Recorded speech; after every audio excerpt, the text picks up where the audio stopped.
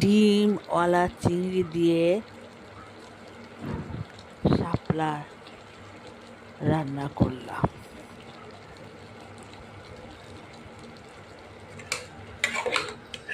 এই যে এখন নেড়ে দিয়ে দিচ্ছি।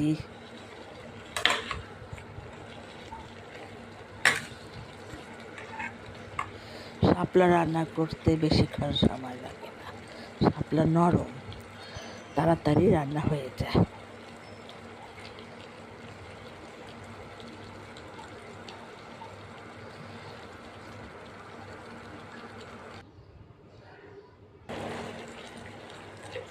এই যে রান্না হয়ে গেছে।